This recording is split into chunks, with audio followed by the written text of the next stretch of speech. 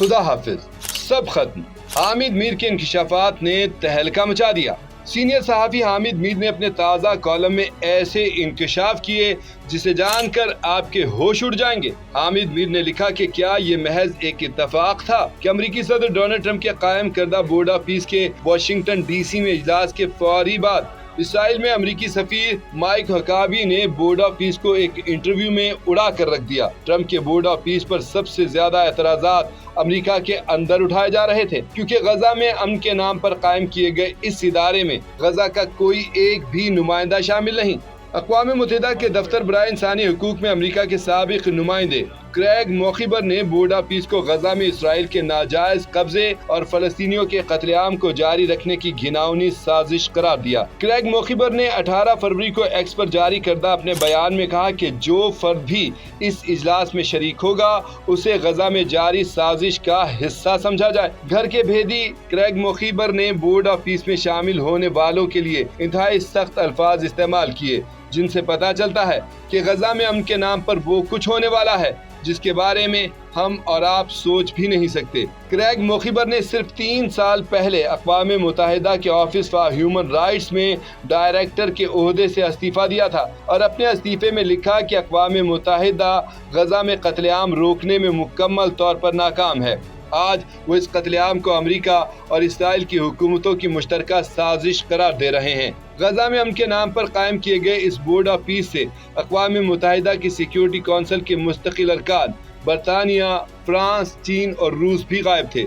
लेकिन हैरत अंगेज तौर पर पाकिस्तान के वज़ीर-ए-आज़म शहबाज शरीफ ने बोर्ड ऑफ पीस में शिरकत की। ट्रंप की तरफ से इस इजलास में शहबाज शरीफ की जो पजीराई हुई उसे पाकिस्तान की बहुत ही बड़ी सिफारती कामयाबी करार दिया गया। लेकिन बोर्ड ऑफ पीस के इजलास के फौरी बाद इसराइल में अमेरिका के सफीर माइक हकाबी ने अमेरिकी सहाफ़ी टिकर कॉल्सन के साथ एक इंटरव्यू में ग्रेटर इसराइल की हिमायत कर दी, जिस पर मशरिक़ वुस्ता से अफ्रीका तक हाहाकार मची हुई है। माइक हकाबी ने कहा कि इसराइल को यह हक हासिल है कि वो दरियाए फुरात से दरियाए नील के दरमियान तमाम अरब इलाकों पर कब्जा करे। टिकर कॉल्सन ने पूछा कि क्या आप कह रहे हैं कि इसराइल को उर्दन, शाम, इराक और सऊदी अरब के कुछ इलाकों पर कब्जा करने का हक है? तो माइक हकाबी ने बाइबल का हवाला देकर कहा कि वो इन सब इलाकों पर कब्जा कर सकते हैं। आगे चलकर अमेरिकी सफीर ने कहा कि फिलहाल तो इसराइल सिर्फ उन इलाकों पर अपना कंट्रोल कायम रखना चाहता है जिन पर उसका कब्जा है। इन इलाकों में यरूशलेम भी शामिल है, गोलान की पहाड़ियां भी शामिल हैं और गजा भी शामिल है। इसका साफ मतलब ये है कि इसराइल बैतुल मक़दस समेत मशरक़ी यरूशलेम के उन इलाकों को खाली नहीं करेगा जिन पर 1967 में कब्जा किया गया, और गजा पर भी इसराइल का कब्जा बरकरार रहेगा। माइक हकाबी का इंटरव्यू उन तमाम ममालिक की हुकूमतों के मुंह पर जोरदार तमाचा था जो अक़वाम मुत्तहिदा की करारदादों की रोशनी में एक आज़ाद फ़लस्तीनी रियासत के क़याम की हिमायत करती हैं। उन ममालिक में सिर्फ पाकिस्तान और सऊदी अरब नहीं बल्कि बरतानिया और फ्रांस समेत कई यूरोपीय ममालिक भी शामिल हैं। माइक हकाबी के इंटरव्यू से अरब ममालिक की सब हुकूमतें लरज़ कर रह गईं।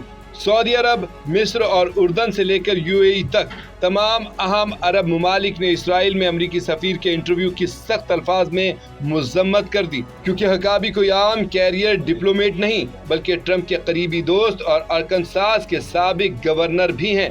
माइक हकाबी ने पहली दफ़ा ग्रेटर इसराइल की हिमायत नहीं की। वो 2008 से ये बार बार कहते चले आ रहे हैं कि फ़लस्तीन नाम की कोई चीज़ मौजूद ही नहीं।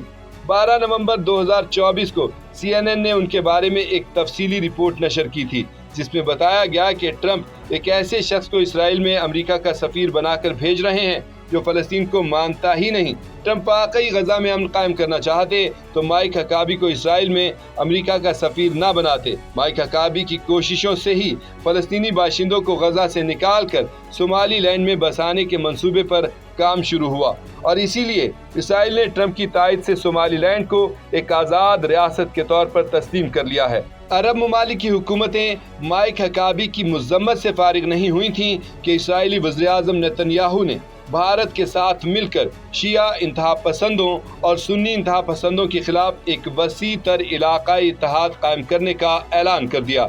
इस ऐलान के बाद भारतीय वज़ीर-ए-आज़म नरेंद्र मोदी इसराइल के दौरे पर तल अवीव पहुंच गए हैं। اسرائیل اور بھارت کا گٹھ جوڑ ہمارے لیے کوئی نیا نہیں ہے۔ منگل کو پاکستان کی سینٹ نے مودی کے دورہ اسرائیل کے تناظر میں اس گٹھ جوڑ کے خلاف ایک قرارداد منظور کی ہے۔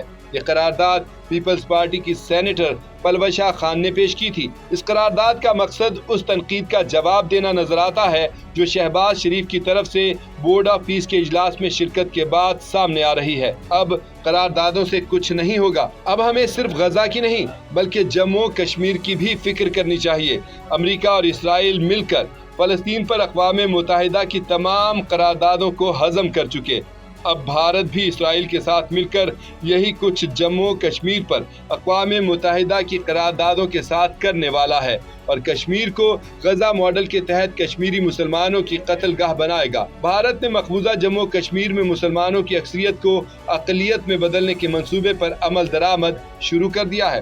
ہمیں تو بتایا گیا تھا کہ شہباز شریف بورڈ آف پیس میں کشمیر کا مسئلہ اٹھائیں گے۔ کشمیر کا مسئلہ تو نہیں اٹھایا جا سکا، اب کم از کم کشمیر کو غزہ بنانے کی کوشش کو روکنے کے لیے آواز اٹھائیں۔ ٹرمپ کے بورڈ آف پیس نے اقوام متحدہ کی رہی صحیح ساکھ بھی ختم کر دی ہے۔ ہمارے حکمران اس غلط فہمی سے نکل آئیں کہ ٹرمپ اور مودی کے اختلافات سے پاکستان کوئی فائدہ اٹھا لے گا۔ ٹرمپ اور نیتن یاہو ایک ہی سکے کے دو رخ ہیں، آج نہیں تو کل۔ نیتن یاہو کی کوشش سے مودی اور ٹرمپ پھر سے شیر و شکر ہو جائیں گے کیونکہ دونوں ایک دوسرے کے قدرتی اتحادی ہیں۔ اب ہمیں ایک ایسی دنیا میں زندہ رہنے کا طریقہ سیکھنا ہے جہاں نہ امریکی امداد ہوگی، نہ IMF کا قرضہ ہوگا اور نہ ہی کسی مظلوم کو بچانے کے لیے اقوام متحدہ ہوگی۔